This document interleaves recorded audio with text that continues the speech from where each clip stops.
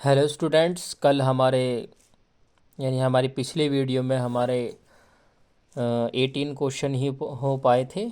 और question number 19 and 20 दो question section A के बच गए थे, जो कि हैं हमारे assertion and reason based question हैं। तो क्वेश्चन नंबर 19 में असर्शन आपको दे रखा है, if the points A 4,3 and point B x, 5 lie on a circle with center O 2, 3, then the value of x is 2। ये यूँ कह रहा है कि हमें उसने सर्किल के ऊपर दो पॉइंट ए एंड बी दे रखे हैं और सेंटर दे रखा है। तो ये कह रहा है कि जो x की वैल्यू आएगी वो 2 आएगी, ये हम चेक करेंगे। और रीज़न में ये कह रहा है कि जो centre of a circle is the mid point of each chord of the circle, के जो सेंटर है सर्कल का वो मिड पॉइंट होता है एवरी कॉर्ड, हर एक कॉर्ड जो कि एक सर्कल के अंदर होती हैं। चलिए इसको भी चेक करेंगे। तो सबसे पहले हम असर्शन को चेक कर लेते हैं। तो सॉल्यूशन करते हैं इसका स्टूडेंट्स। तो सबसे पहले हम गिवन लिख लेंगे जो हमें गिवन है।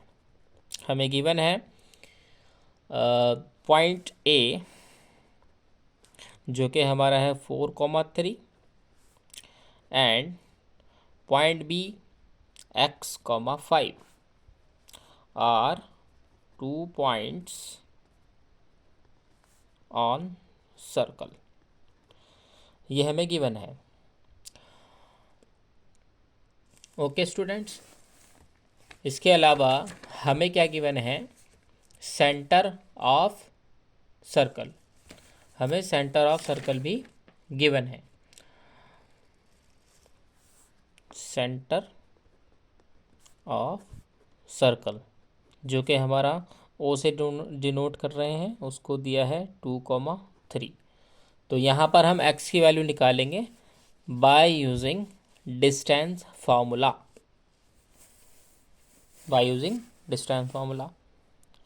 तो यहाँ पर अगर मैं एक सर्कल बना दूँ छोटा सा, आपको थोड़ा सा समझाने के लिए,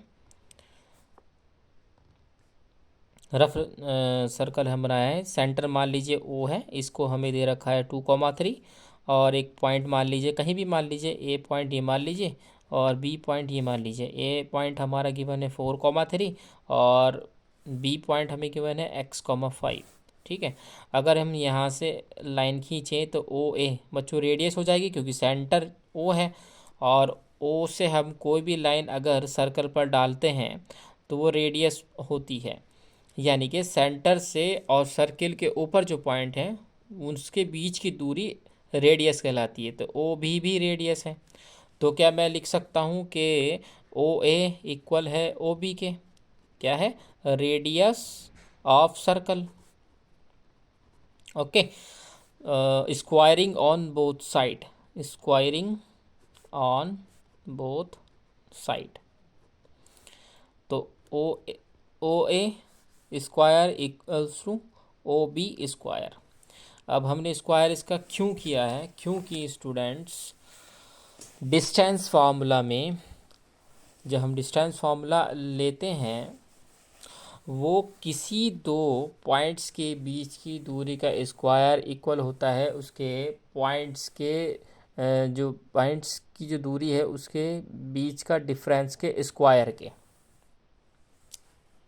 जैसे मैं आपको लिख के दिखा सकता हूँ कि ओ ए, अगर मैं लिखूँ ओ ए स्क्वायर इक्वल होगा x2 माइनस x1 का square plus y2 minus y1 का स्क्वायर।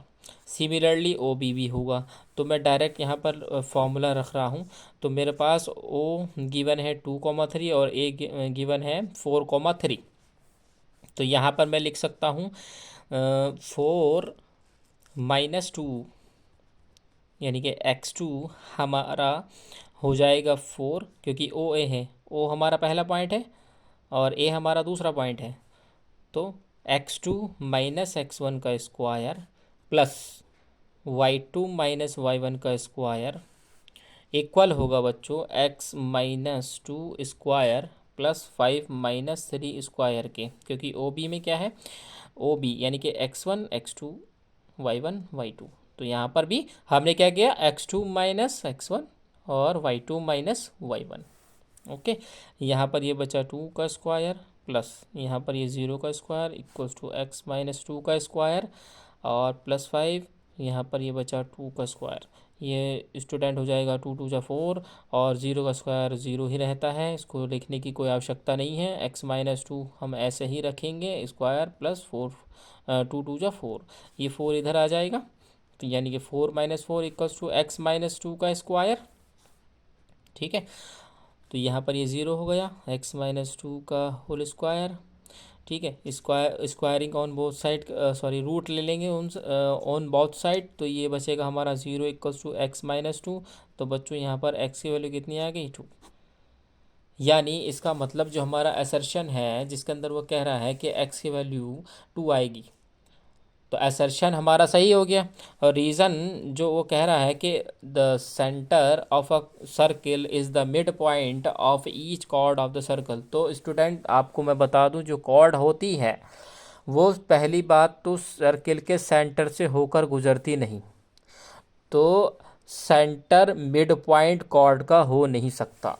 तो हम क्या कह देंगे कि reason is false, assertion is true और रीज़न इज़ फॉल्स,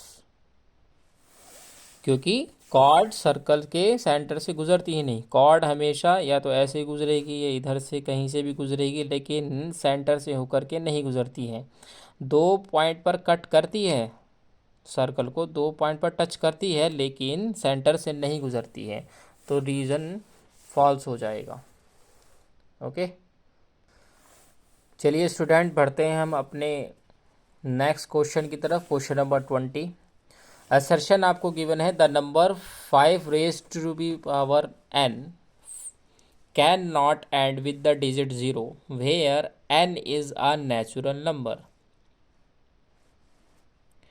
हमें इसके अंदर ये बताना है स्टूडेंट्स कि जो 5 रेज टू पावर n है वो एंड नहीं हो सकती डिजिट 0 से, और n यहाँ पर नेचुरल नंबर है।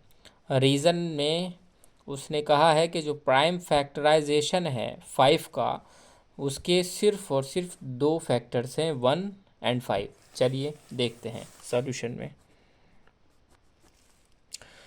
तो हम स्टार्ट करते हैं। इफ़ एनी नंबर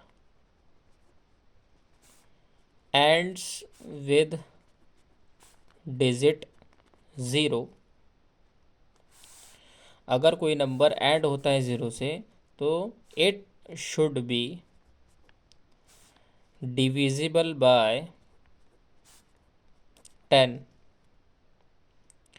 तो उसको 10 से डिवाइड होना चाहिए। In other words,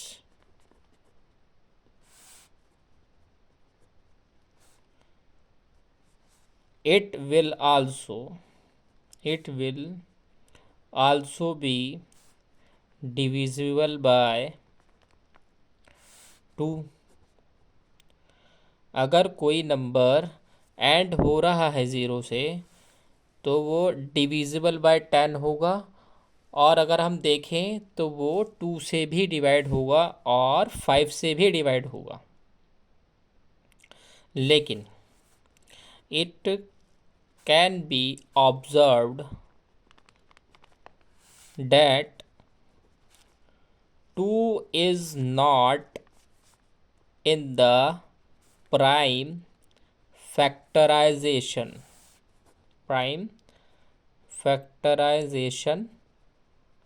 of 5 raised to power n। 2 से तो डिवाइड हो रहा है, लेकिन जो प्राइम फैक्टराइजेशन है 5 के, उसके अंदर 2 तो नहीं आता है।